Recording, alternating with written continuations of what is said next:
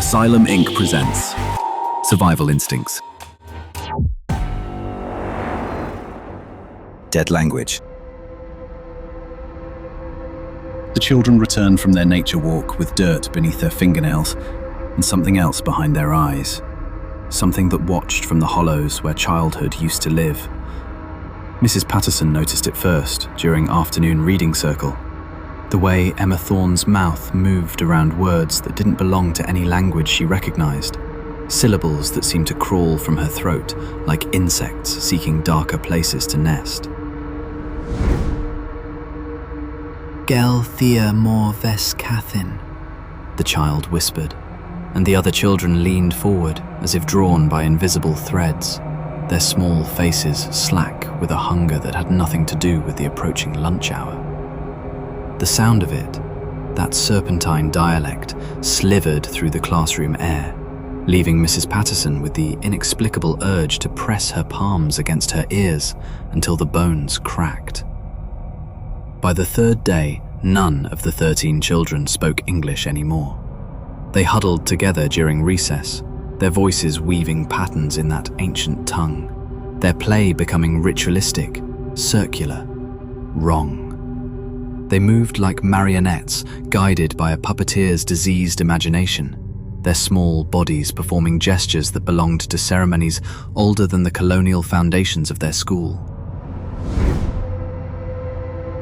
The glen where they'd gathered specimens for science class lay 3 miles into the Blackwood Forest, where the surveyor's maps showed inconsistencies and the locals had whispered warnings for 200 years.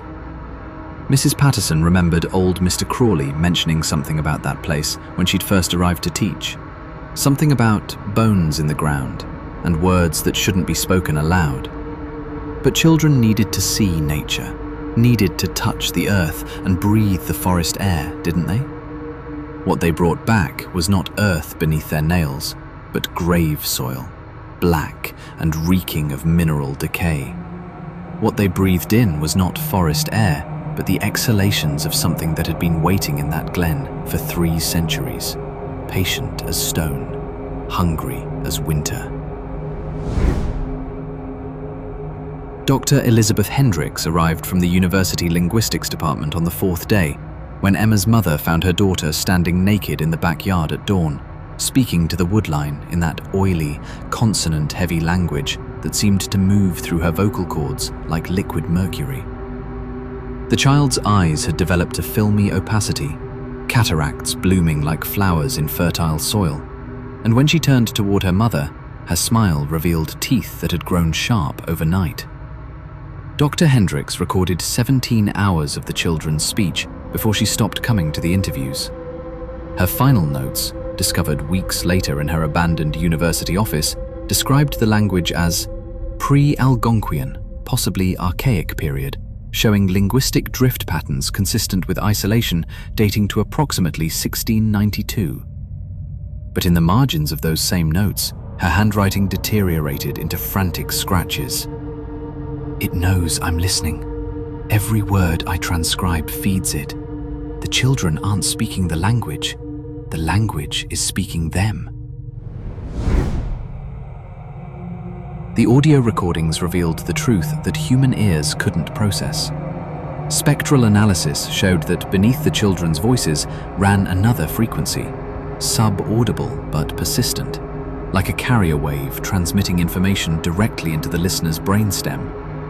Those who heard the recordings, the school principal, 3 parents, 2 police officers, began experiencing what the medical examiner would later classify as acute personality dissociation syndrome.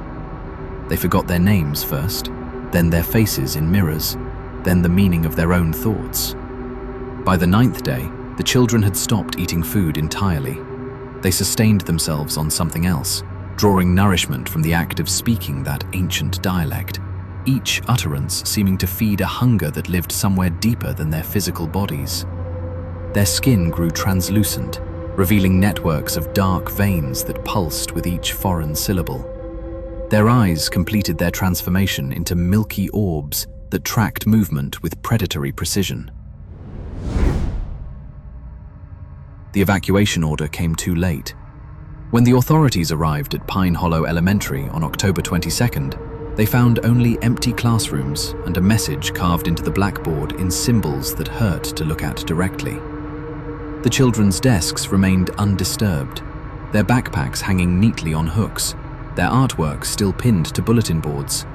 But the children themselves had simply dissolved into the spaces between words, leaving behind only the echo of that awful language, bleeding through the walls like an infection seeking new hosts. In the glen where it all began, searchers discovered a ring of 13 small graves, each marked with stones bearing inscriptions in that same pre-colonial script. Carbon dating suggested the graves were over 300 years old, but the earth above them was freshly disturbed, and from the depths came the sound of children's voices, speaking words that existed before language itself learned to lie. Investigators' notes. The Pine Hollow incident represents our first documented case of linguistic parasitism resulting in complete somatic displacement. Analysis of the burial site reveals consistent patterns with the Salem-adjacent disappearances of 1692, suggesting a cyclical manifestation tied to generational vulnerability. The entity, if it can be termed singular, appears to require juvenile hosts for initial colonization before expanding into adult populations through auditory transmission. Advisory Addendum. Personnel assigned to this case are advised to limit exposure to recovered audio materials to no more than 30 seconds per session. 3 researchers have already requested psychiatric evaluation following extended contact with the recordings. The containment perimeter around Pine Hollow remains in effect indefinitely. Local authorities report that hikers in the Blackwood Forest have begun speaking to themselves in unknown languages, their voices carrying further than sound should travel in the autumn air. The glen remembers what it was taught. The children are still teaching. If you found yourself stirred, unsettled, or just a bit more wary of shadows, consider offering a like to feed the entity that powers these tales. And should you subscribe, you may yet survive to hear the next whisper from the void.